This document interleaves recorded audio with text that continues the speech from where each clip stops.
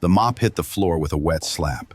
Hey, Daniel you wanna Carter, go out and get CEO of something Carter to eat? Industries, watched from behind his janitor's cart Yes, as his I wife would Rebecca love walked past him in the that. hallway. She didn't even glance his way. But the man beside her, he had his hand on her lower back. Too familiar, too comfortable. Daniel squeezed the mop handle until his knuckles turned white. "Don't worry about the mess," Rebecca told the man, laughing. "The cleaners will handle it. They're paid to be invisible." The man she was with was James Morrison, Daniel's best friend, his business partner, the man he trusted with everything. Daniel stood frozen as they disappeared into Rebecca's office. The door clicked shut behind them. 3 weeks ago, Daniel would have laughed if someone told him this would happen. But strange things had been happening at Carter Industries. Money missing from accounts, confidential files leaked to competitors, his wife coming home later and later each night. So he decided to find out the truth the only way he could, by becoming invisible. Now, dressed in a blue maintenance uniform with a fake mustache and glasses, Daniel Carter was about to discover that some truths destroy everything. Before we continue with this explosive story, I'd love to remind you to subscribe to my YouTube channel and hit that like button. Share this video with your friends and family so they can experience this incredible story. Trust me, you don't want to miss what happens next. Now, let's get back to the story. 6 months earlier, everything seemed perfect. Daniel Carter sat in his corner office on the 45th floor of Carter Industries Tower in downtown Chicago. The skyline stretched before him like a kingdom he had built with his own hands. At 38 years old, he was one of the youngest self-made billionaires in the country. His technology company had revolutionized cloud security systems. Fortune 500 companies paid millions for his software. The office was sleek and modern. Floor-to-ceiling windows overlooked Lake Michigan. The furniture was Italian leather. Everything spoke of success, power, and achievement. But Daniel's greatest achievement, he believed, was his marriage to Rebecca. They had met 7 years ago at a charity gala in downtown Chicago. She was a marketing executive at a mid-sized firm, beautiful, ambitious, and charming. Her smile could light up a room. Her laugh made everyone around her feel special. Daniel had been immediately attracted to her, not just her beauty but her intelligence. She could discuss business strategy, market trends, and technology with ease. She seemed genuinely interested in his work, his dreams, his vision for the future. Within 6 months, they were married, in a lavish ceremony at the Four Seasons. Within 2 years, she had left her job to focus on supporting his vision and managing their household. Daniel loved coming home to her. She always had dinner ready, always asked about his day, always made him feel like the most important man in the world. After 12-hour workdays building his empire, Rebecca was his peace, his refuge, his home. His best friend James had introduced them. James Morrison, his college roommate from Stanford, his business partner, the man who owned 30% of Carter Industries. They had started the company together 10 years ago in a small garage, working 18-hour days on energy drinks and determination. "You found a good one," James always said about Rebecca. "Rebecca's perfect for you, man. She balances you out." Daniel believed him completely. But recently, things had changed. Small things at first, then bigger things that couldn't be ignored. Rebecca started going to the gym more often, not just 3 times a week, but every single day. Sometimes twice a day. She bought new clothes constantly, expensive designer pieces that filled their walk-in closet. She got her hair done weekly at the most expensive salon in Chicago. New perfumes appeared on her dresser, brands Daniel had never seen before. When Daniel complimented her, she barely smiled. "I'm just taking care of myself," she would say dismissively. "A woman needs to maintain her appearance." "You've always been beautiful," Daniel would reply. She would just shrug and turn away.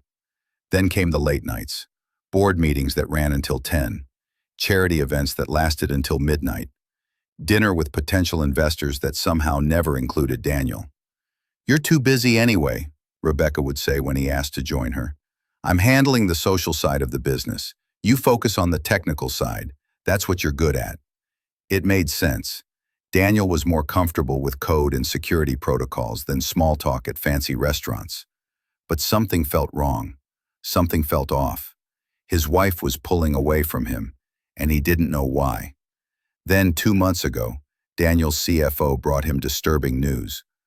Martha Chen had been with Carter Industries for 8 years. She was thorough, honest, and fiercely loyal. When she asked for a private meeting, Daniel knew something serious was happening. "Sir, there are irregularities in our accounts," Martha said, spreading files across his massive oak desk. "Someone with high-level access has been transferring small amounts. Nothing huge individually, but it adds up. Almost $2 million over 6 months. Daniel's blood went cold. He set down his coffee cup carefully. $2 million? Yes, sir. The transfers are sophisticated, hidden in legitimate transactions, buried in expense reports. Someone knows our system very well. Who has this level of access? Martha hesitated. She adjusted her glasses nervously. Only 5 people in the company have the authorization to move money like this. You, me, Mr. Morrison, and 2 senior executives, Michael Torres and Linda Washington. Daniel leaned back in his chair, his mind racing. Have you investigated all of them? Yes, sir. The transfers are covered well, but they all happen on days when you're traveling, and they're authorized using your wife's computer credentials. The room seemed to tilt. Rebecca? Mrs. Carter has an office here. She has access to certain systems because of her position. Daniel had given Rebecca a symbolic position as Director of Special Projects 2 years ago. She rarely came to the office, maybe once or twice a month, but she had her own office on the executive floor, her own computer, her own access codes. My wife doesn't know how to move money around, Daniel said slowly. She barely understands our business model. Unless someone is helping her, Martha replied quietly. Someone who knows our systems inside and out. Daniel spent the next week investigating quietly. He worked late into the night, reviewing logs, checking timestamps, tracing digital footprints. What he discovered made his stomach turn. Confidential files had been accessed from Rebecca's computer and sent to their biggest competitor, TechShield Corporation. Security protocols, client lists, proprietary algorithms. Everything that made Carter Industries valuable was being leaked to their enemies. But Rebecca barely understood technology. She couldn't have done this alone. She didn't have the knowledge or the skills. Someone was using her. Or worse, she was working with someone who did have the knowledge. The only person who fit that description was James Morrison, his best friend, his brother in everything but blood. Daniel didn't want to believe it. He couldn't believe it, but the evidence was pointing in that direction. That's when Daniel decided to disappear. He called a family friend, George Miller, who ran a private investigation firm. George had helped Daniel's father 20 years ago when someone was stealing from the family construction business. They met at a small diner on the south side of Chicago, away from Daniel's usual haunts. I need to see what's really happening in my company, Daniel told him, stirring his coffee without drinking it. But I can't do it as the CEO. Everyone performs when I'm watching. Everyone is on their best behavior when the boss is around. George nodded slowly. He was in his 60s, gray-haired, with sharp eyes that missed nothing. You want to go undercover? Yes, as a cleaner. Night shift maintenance. No one pays attention to cleaning staff. They're invisible. That's risky, Daniel. If anyone recognizes you, they won't. I'll disguise myself, change my appearance completely. I just need 2 weeks to observe. 2 weeks to see what really happens when people think I'm not watching. George was quiet for a moment. This is about your wife, isn't it? Daniel's jaw tightened. It's about finding the truth. And what if the truth destroys you? Then at least I'll know. George arranged everything. He created a fake identity, David Cruz, a new night janitor hired through a temp agency. The paperwork was perfect. Background checks would show a clean record. Nothing would trace back to Daniel Carter. With colored contact lenses that changed his blue eyes to brown, a fake mustache, thick glasses, and a different posture, Daniel transformed completely. He practiced walking differently, hunched and slower. He changed his voice, adopting a slight accent. He even roughened his hands with sandpaper to look like a man who did manual labor. The night before his first shift, Daniel told Rebecca he was flying to Singapore for emergency meetings. A major client was threatening to leave. He would be gone for 2 weeks, maybe 3. 2 weeks? Rebecca asked, barely looking up from her phone. She was lying on their bed, scrolling through social media. Major client issues. I'm sorry, honey. I know it's last minute. She shrugged. It's fine. I have a lot going on anyway. That charity auction is next week, and I'm organizing the spring gala for the Children's Hospital. Daniel noticed she smiled as she said it. Not a sad smile because he was leaving, a pleased smile, like his absence was exactly what she wanted. That night, he lay awake beside her, wondering if the woman he married still existed, or if she had ever existed at all. The next morning, Daniel kissed Rebecca goodbye. She barely looked up from her breakfast. He drove to the airport, parked in long-term parking, then took an Uber to a small hotel across town. The room was modest, nothing like his mansion in Lake Forest, but it would be his home for the next 2 weeks. That evening, he reported for his first shift as a janitor at his own company. The night supervisor, a tired-looking man named Rodriguez, showed him around. You'll start on floors 30 through 45, Rodriguez explained. Empty trash, vacuum, clean bathrooms, mop floors. Basic stuff. Just stay out of people's way if they're working late. Yes, sir, Daniel replied in his practiced accent. Rodriguez looked at him. You new to Chicago? Yes, sir. Just moved from Texas. Need work. Well, work hard and you'll be fine. This is a good company. They treat people right. Daniel almost laughed. If only Rodriguez knew who he was talking to. The first 3 nights were quiet. Daniel cleaned offices, emptied trash cans, mopped floors. He observed his employees working late. Most were dedicated, focused, doing honest work. It made him proud. But he noticed his wife's office lights stayed on late every night, and James Morrison's car was always in the parking garage long after everyone else had left. On the 4th night, Daniel was cleaning near the executive floor when he heard voices in the conference room. It was almost 11 o'clock. He recognized the voices immediately, Rebecca and James. Daniel's heart started pounding. He pushed his cart closer, pretending to clean the hallway outside the conference room. The door was slightly open. He'll be in Singapore for 2 weeks, Rebecca said. Her voice was cold, businesslike. Nothing like the warm tone she used with Daniel at home. That gives us time to move the rest of the money.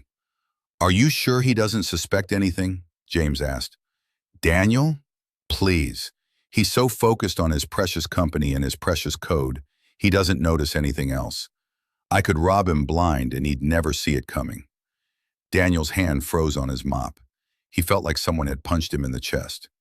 The last transfer went through clean, James continued. Another 300,000. By the time he gets back, we'll have moved almost 3 million total. The offshore accounts are ready.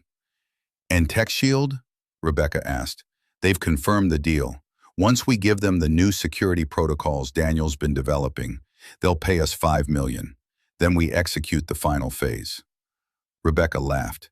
It was a harsh sound, nothing like her usual gentle laugh. I still can't believe he gave me access to everything. He trusts me completely. What a fool. That's because you're good at playing the devoted wife, James said. Daniel could hear the smile in his voice. It wasn't always an act, Rebecca said quietly. In the beginning, I did love him, or I thought I did. But then I realized something. Why be married to money when you can have the money yourself? Why be the CEO's wife when you can be rich and free? And with me, James added. Yes, and with you. Daniel leaned against the wall, his legs suddenly weak. His heart was racing so fast he thought it might explode. This couldn't be happening. This couldn't be real. When do we tell him about us? James asked. Daniel heard movement. He peeked around the corner carefully and saw them. His wife and his best friend, wrapped in each other's arms, kissing passionately. The mop slipped from Daniel's hands and clattered on the floor. They broke apart, looking toward the hallway. Daniel quickly grabbed his mop and pushed his cart away, head down, shoulders hunched. Just the janitor, he heard Rebecca say dismissively. They're like furniture. They don't matter. Daniel kept walking, his vision blurred with tears he refused to let fall. Not yet. Not where anyone could see. He made it to the men's bathroom on the 40th floor and locked himself in a stall. There, alone, he finally let himself feel it. The betrayal, the pain, the complete destruction of everything he believed in. His wife, his best friend, the two people he trusted most in the world had been plotting against him for who knows how long. After 15 minutes, Daniel pulled himself together. He washed his face, looked at himself in the mirror. The disguise stared back at him. David Cruz, the janitor. Invisible, insignificant. But David Cruz could go places Daniel Carter couldn't, could hear things Daniel Carter would never be told. He dried his face and went back to work. Over the next week, Daniel documented everything. George Miller provided him with a tiny camera hidden in his uniform pocket and a recording device disguised as a pen.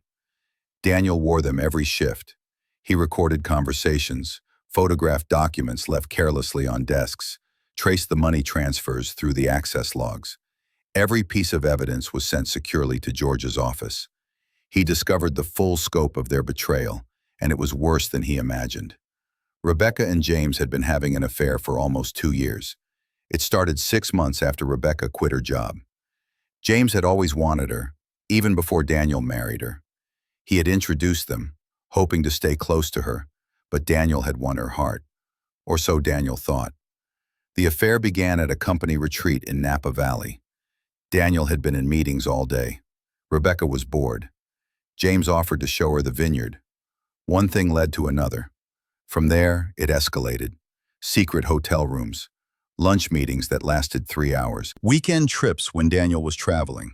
Together, they had been systematically stealing from Carter Industries. It started small. 5,000 here, 10,000 there. Hidden in expense reports, buried in consulting fees to fake companies they had set up. Then it grew bolder. Larger transfers, offshore accounts in the Cayman Islands, Swiss bank accounts under false names. They had sold company secrets to TechShield Corporation, Daniel's biggest competitor. Client lists, security protocols, research and development plans. Everything Daniel had spent 10 years building. But worse, they were planning something bigger. On his 10th night undercover, Daniel found documents in James's office. He was supposed to be cleaning, but James and Rebecca had left for the night. The office was empty. Inside James's desk drawer, hidden under files, was a folder marked Project Takeover. Daniel photographed every page. It was a complete plan for a hostile takeover of Carter Industries. James was working with TechShield Corporation and 3 investment firms to buy out smaller shareholders. They planned to force a board vote and remove Daniel as CEO. With Rebecca's testimony about Daniel's obsession with work, his emotional abuse, and his neglect of his marriage, they would paint him as unfit to lead. The board would vote him out. James would become CEO, and together, James and Rebecca would control everything Daniel had built, his company, his money, his life's work. The takeover was scheduled to execute the day after Daniel returned from his fake Singapore trip. In 4 days, they had timed it perfectly. Daniel sat in the empty office, reading through the documents, and something inside him broke. The Daniel Carter who trusted people, who believed in friendship and love and loyalty. That man died in that moment. What remained was harder, colder, angrier, but also smarter. They wanted to destroy him. He would destroy them first. The next morning, Daniel called George Miller and his lawyer, Patricia Hayes. They met at George's office at 6 in the morning. "I have everything I need," Daniel said, spreading out photos, recordings, documents across George's desk. "Now here's what we're going to do."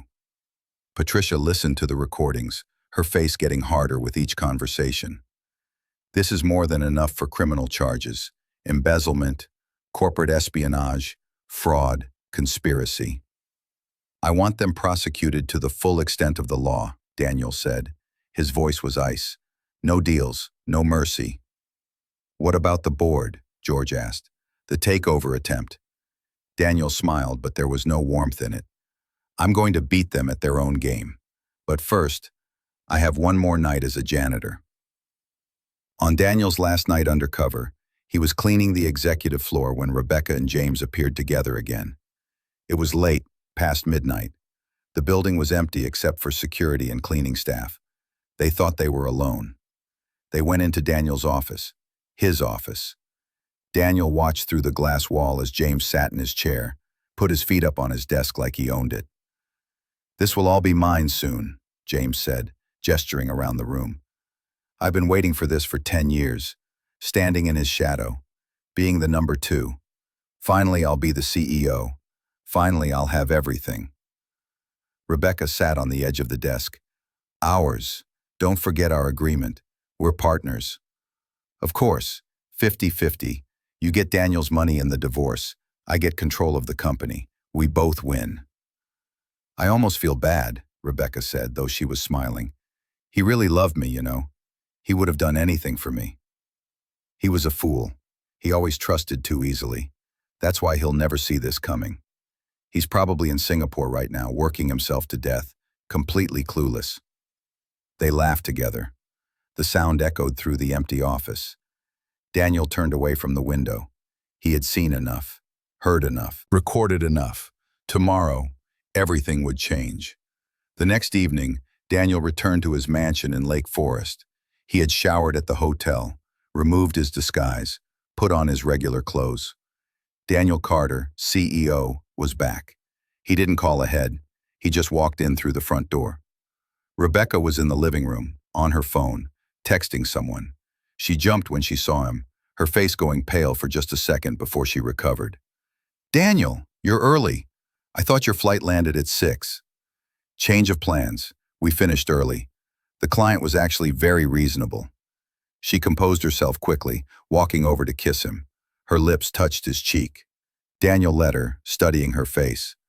How had he missed the coldness in her eyes? How had he missed the calculation behind every smile? "How was Singapore?" she asked sweetly. "Enlightening," Daniel replied. "Very enlightening." That night, Rebecca acted perfectly normal. She made dinner, his favorite, grilled salmon with asparagus. She asked about his trip, talked about her week, mentioned the charity auction that had gone well. The loving wife performance was flawless. Daniel played along. He smiled, nodded, told stories about Singapore that he had researched online. He pretended everything was fine. But inside, he was preparing for war. The next morning, Daniel arrived at Carter Industries at 7 o'clock. His assistant Jenny looked surprised to see him so early. "Sir, you're not supposed to be here until noon. The board meeting isn't until 2. "The board meeting has been rescheduled," Daniel said calmly. "Emergency session. 9 o'clock. All board members, all senior executives, everyone required, no exceptions." Jenny nodded, confused but efficient. "Yes, sir. I'll send out the notices immediately." Daniel walked into his office, the same office where, just 12 hours ago, James had sat in his chair talking about taking everything from him. He sat down and opened his laptop. Everything was ready. The evidence was organized. The lawyers were prepared. The police had been briefed. At 8:30, Martha Chen appeared at his door. "Sir, what's going on?" "You'll see soon, Martha. Thank you for bringing the financial irregularities to my attention. Your honesty is about to save this company." At 8:45, James arrived. He looked surprised to see Daniel. "Daniel, you're back early. I thought the board meeting was this afternoon. I had prepared—" "Sit down, James." Something in Daniel's voice made James freeze. The color drained slightly from his face, but he recovered quickly, forcing a smile. "Is something wrong?" "Sit down." James sat slowly in one of the chairs facing Daniel's desk. Before he could say anything else, security appeared at the door with Patricia Hayes and 2 police officers in uniform. James's face went completely white. "What's going on?" Rebecca appeared moments later, slightly out of breath. She had been working out, dressed in expensive gym clothes. "Daniel, what's happening?" "Jenny called and said it was an emergency. Why are the police here?" Daniel stood slowly. He pressed a button on his desk and the large screen on his wall came to life. Video footage began playing. Rebecca and James in the conference room, their voices crystal clear. He'll be in Singapore for 2 weeks. That gives us time to move the rest of the money. Are you sure he doesn't suspect anything? Daniel, please. He's so focused on his precious company, he doesn't notice anything else. As the video continued, showing their conversations about stealing money, about the offshore accounts, about selling company secrets, the color drained from both their faces. The video shifted to show them kissing in Rebecca's office, in James's car in the parking garage, at a luxury hotel downtown. Timestamps showed dates going back 2 years. How? Rebecca whispered. Her hand was over her mouth. How did you? Daniel pulled off his suit jacket. Underneath, he wore a blue janitor's uniform shirt. You said the cleaners are invisible, Daniel said quietly. You were right. They see everything. They hear everything. And no one pays attention to them because they're just furniture. They don't matter. James jumped up from his chair. This is illegal. You can't record people without... In my own company? Daniel's voice was cold steel. In spaces where security monitoring is clearly posted, where every employee signs consent forms. Try again, James. Patricia stepped forward. She was carrying a briefcase full of documents.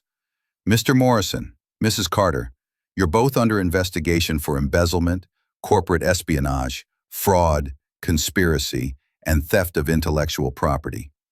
These officers are here to escort you both out of the building. This is ridiculous, Rebecca shouted. Her composure cracked completely.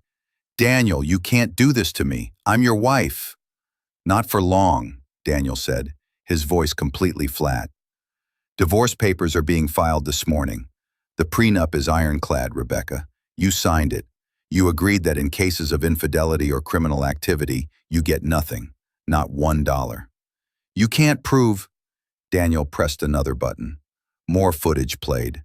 Rebecca and James discussing their affair, planning their future together, laughing about how stupid Daniel was, how easy it was to fool him. The footage showed them at romantic dinners, at the Four Seasons Hotel, walking on the beach in California during a business trip Rebecca had claimed to take alone.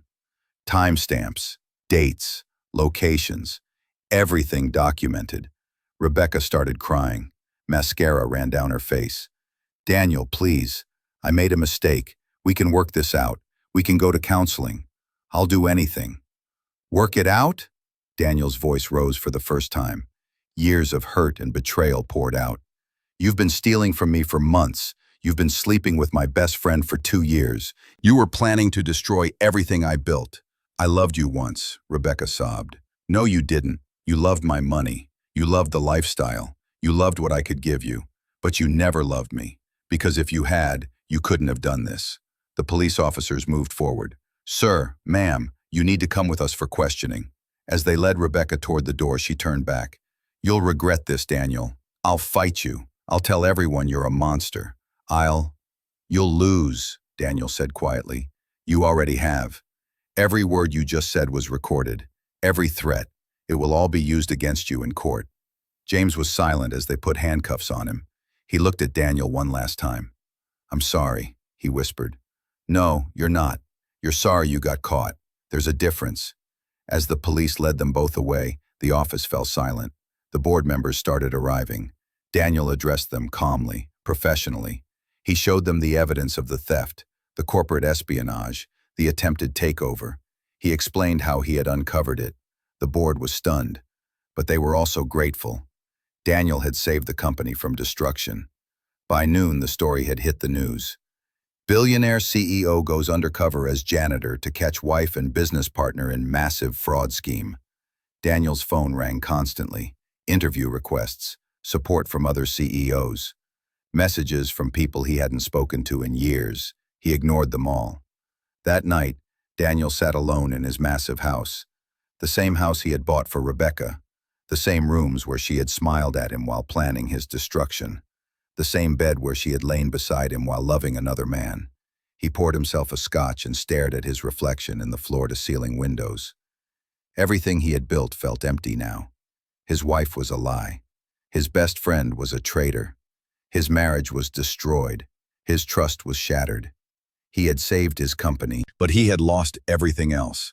3 months later, the trials began. Rebecca and James were both facing serious criminal charges.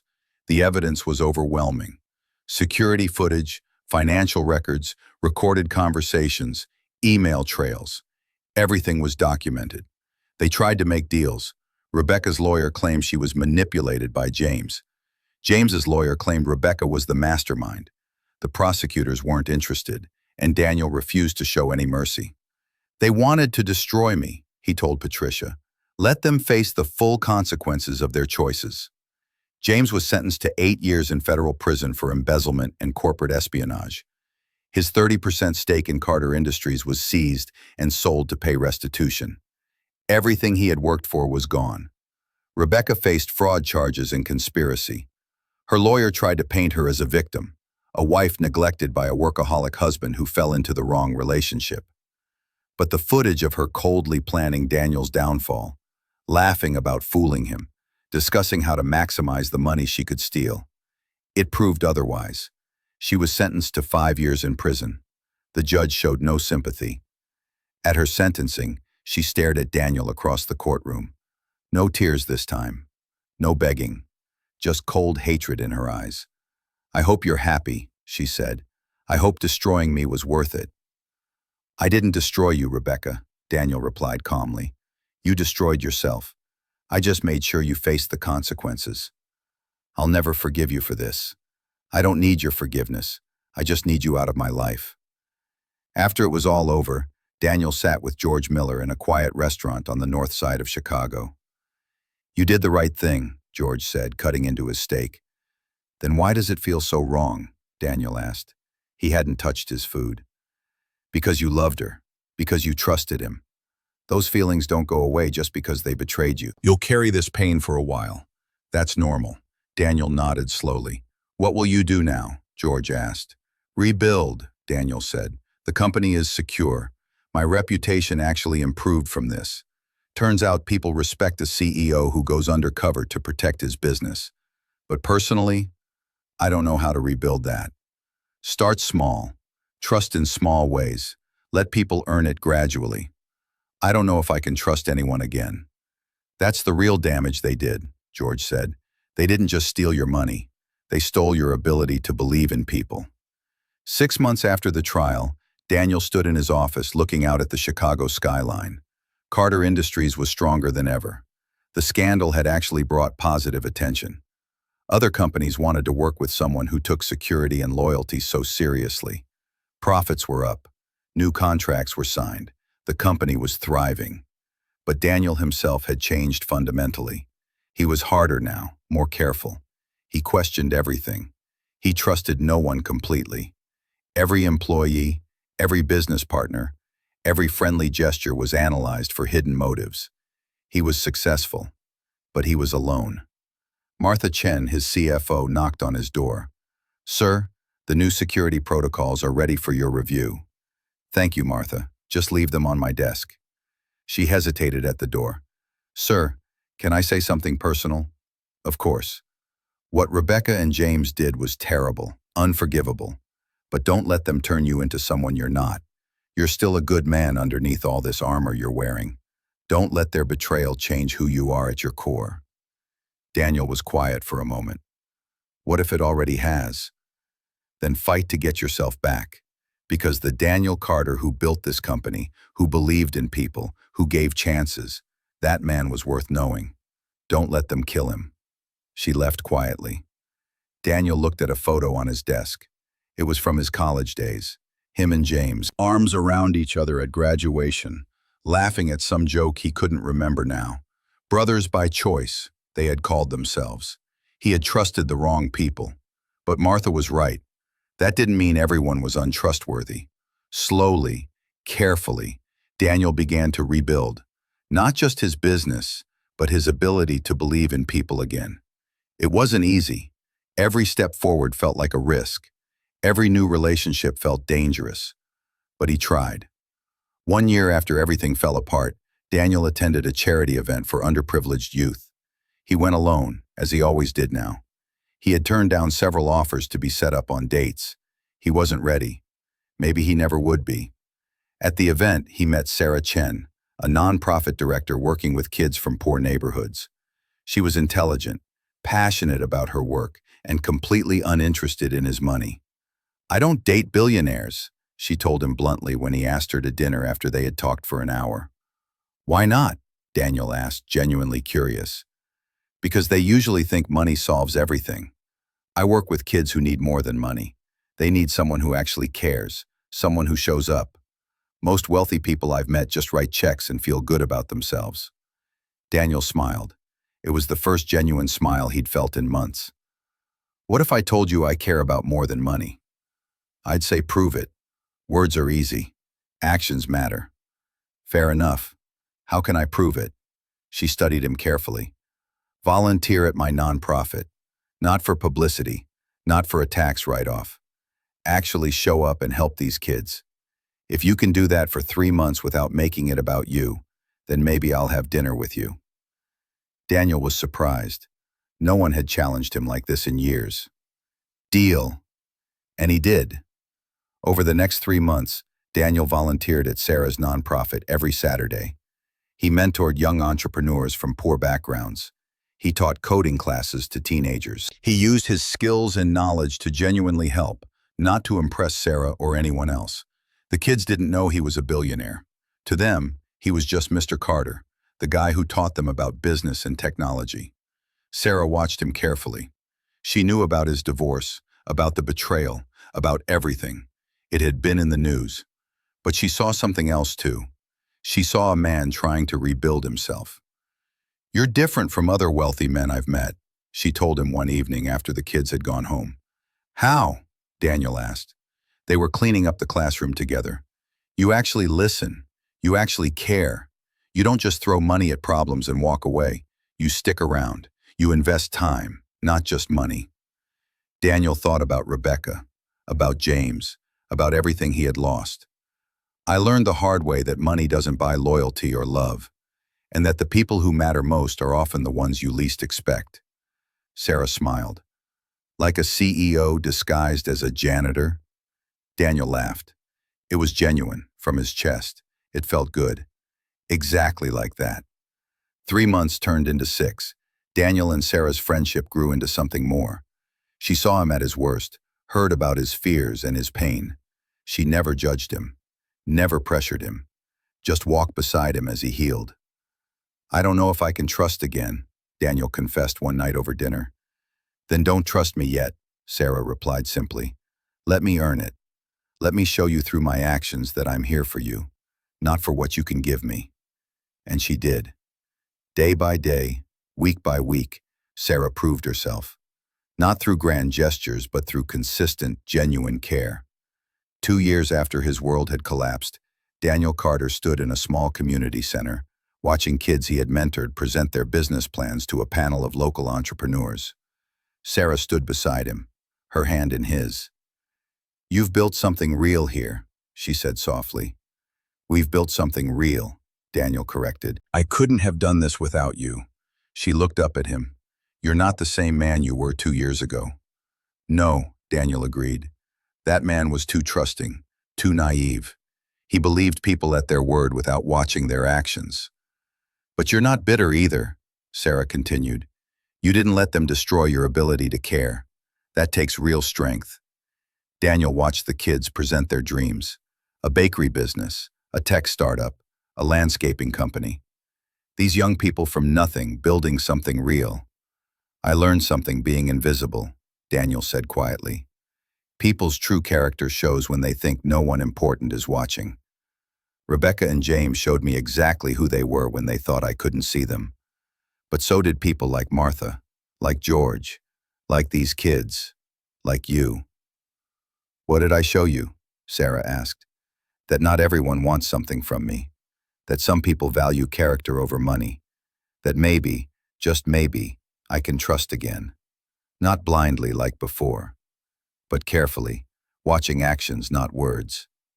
Sarah squeezed his hand. "I'm proud of you, for surviving, for not becoming bitter, for opening yourself up again even though it terrifies you." "It does terrify me," Daniel admitted. Every day. But you make it worth the risk.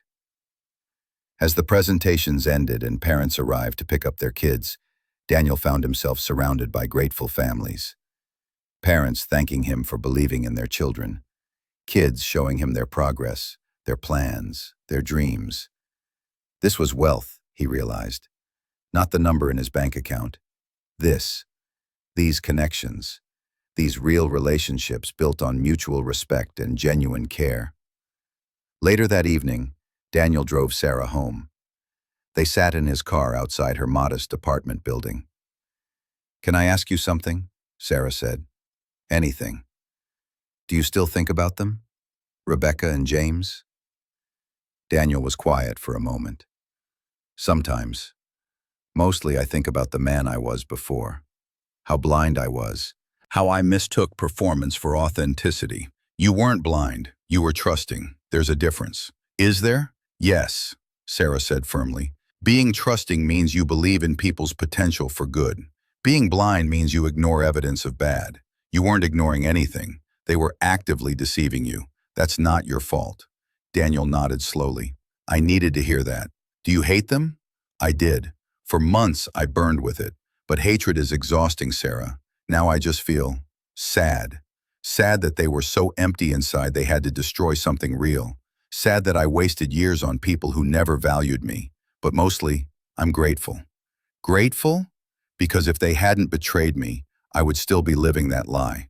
I would still be married to a woman who never loved me, working beside a man who was planning my destruction. Sometimes the worst thing that happens to you is also the best thing. It forces you to see truth." Sarah leaned over and kissed his cheek gently. "You're going to be okay, Daniel Carter." "I think I already am." 3 years after the betrayal, Daniel stood in a small church on a Saturday afternoon. Sarah walked down the aisle toward him, her smile radiant.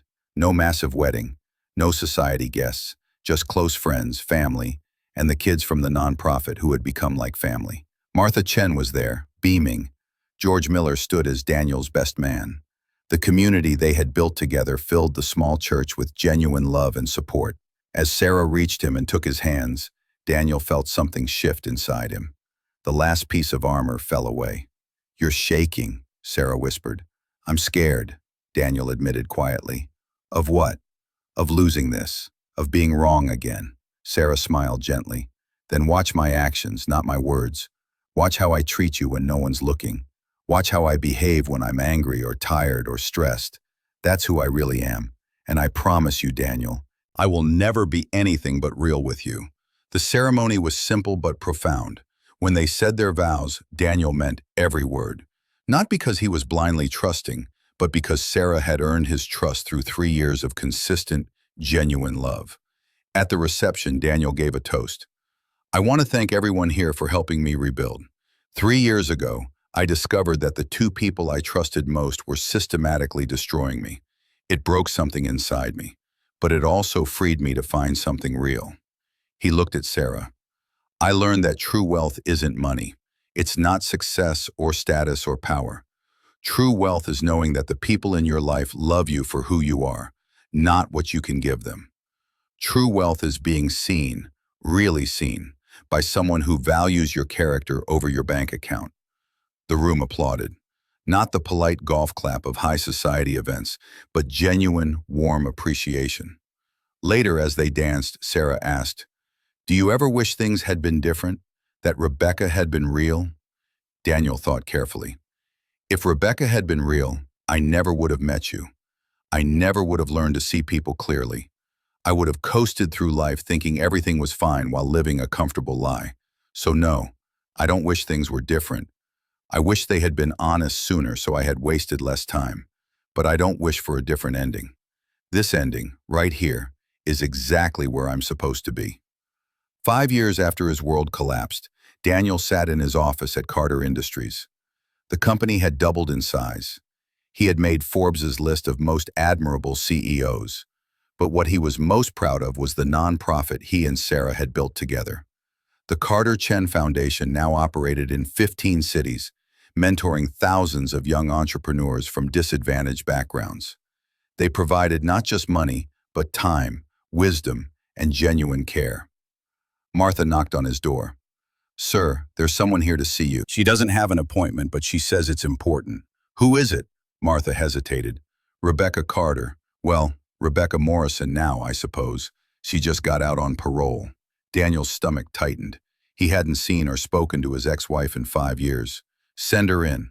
Rebecca walked in slowly. She looked different, thinner, older. The expensive clothes and jewelry were gone, replaced by simple jeans and a plain shirt. Prison had changed her.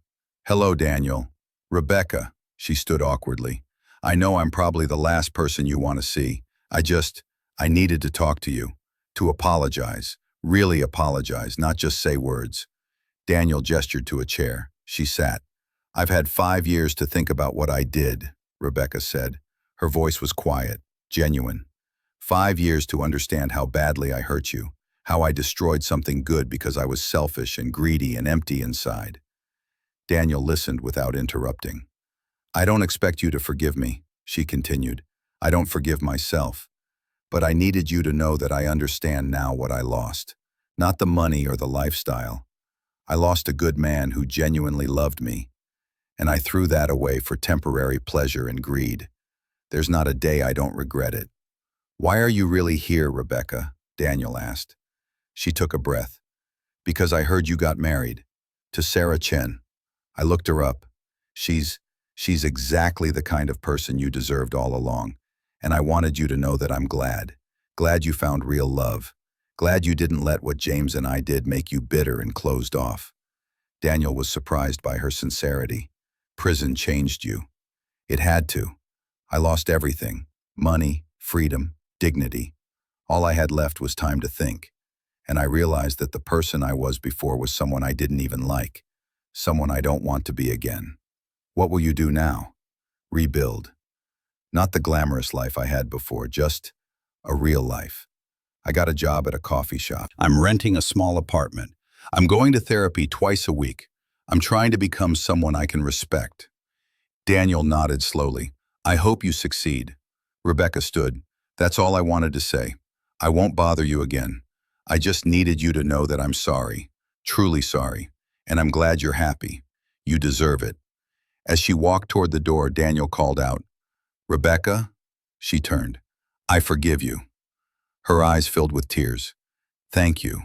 That means more than you know." After she left, Daniel sat quietly for a moment. Sarah called, as if sensing he needed her. "Everything okay?" she asked. "Rebecca just came to see me, to apologize." "How do you feel?" "Free," Daniel said. "Completely free. I realized I stopped carrying anger toward her a long time ago. Seeing her now, I just felt nothing. No pain, no anger, no regret. Just peace. That's growth, love. That's healing." That evening, Daniel came home to the brownstone he and Sarah had bought together. It wasn't as large as his Lake Forest mansion, but it was filled with warmth. Photos of their wedding, the kids they mentored, family gatherings, real memories, real love. Sarah was in the kitchen cooking dinner. Daniel wrapped his arms around her from behind. "Thank you," he whispered. "For what?" "For being real, for being patient, for showing me what love actually looks like." She turned in his arms and kissed him. "Thank you for not giving up on people, for not letting them make you hard and cynical." As they ate dinner together, talking about their day, their plans, their dreams, Daniel reflected on the journey. He had been destroyed, completely shattered by betrayal. But from those broken pieces, he had built something better, something real. He had learned to see people clearly, to watch actions, not words, to value character over charisma, to build trust slowly through consistent behavior, not blind faith. The CEO who disguised himself as a janitor had learned the most valuable lesson of all, that true success isn't measured by wealth or status, but by the quality of people who stand beside you. Not when you're powerful and useful, but when you're vulnerable and hurting. Rebecca and James had shown him who they really were when they thought he couldn't see. But Martha, George, Sarah, and countless others had shown him something more important. That good people still exist. That love is still real. That trust, while risky, is still worth it. 10 years after that devastating night when he watched his wife and best friend betray him, Daniel Carter stood at a podium addressing a group of young entrepreneurs. His hair had some gray now, lines around his eyes from years of smiling. "The worst day of my life," he told them, "was also the beginning of my best life, because sometimes you have to lose everything you thought mattered to discover what actually does." He looked out at the audience and saw Sarah in the front row, holding their 1-year-old daughter. Beside her sat Martha, George, and dozens of young people they had mentored who had gone on to build successful businesses and lives. "Success isn't about how much you make or how high you climb," Daniel continued. "It's about who you become in the process. Are you someone worth knowing when the power and money are stripped away? Are you kind when no one important is watching? Are you honest when lying would be easier? That's the measure of real success." After the speech, as Daniel held his daughter and stood beside his wife, surrounded by people who genuinely loved him, he realized something profound. He had thought disguising himself as a janitor was about catching thieves, but really, it was about seeing clearly, about understanding that character is revealed not in the spotlight, but in the shadows. Not when people are performing, but when they think no one is watching. And the most important discovery wasn't what he found about Rebecca and James. It was what he learned about himself, that he was stronger than he knew, that he could survive betrayal and still choose love, that he could be destroyed and still rebuild something beautiful. The CEO who became invisible to see the truth had learned to see himself clearly too. And that, more than any amount of money or success, was the real treasure. As they drove home that evening, Sarah asked, "Any regrets?" Daniel thought about everything: the pain, the betrayal, the long journey back to trust and love. "Not one," he said honestly, "because every painful step led me exactly where I needed to be." And he meant it.